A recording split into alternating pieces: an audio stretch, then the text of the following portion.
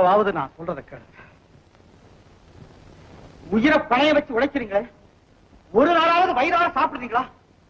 உச்சி வீட்டை விட்டு என்னைக்காவது மச்சு வீட்டுக்கு போகலாம்ங்கிற நம்பிக்கையாவது உங்களுக்கு இருக்கா? சொல்லுங்க. இதுக்கெல்லாம் யார் காரணம்? எது காரணம்?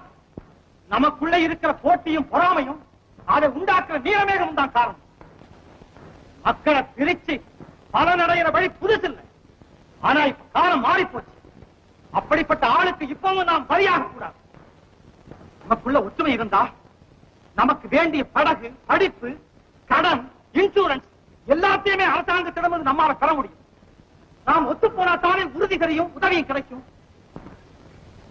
இதையெல்லாம் சொல்லத்தான் நானே இது வந்தேன். மாணிக்கம் சொல்றது நியாயம்தான். ஆமாப்பா, அவர் சொல்றது அவ்வளவு உண்மை.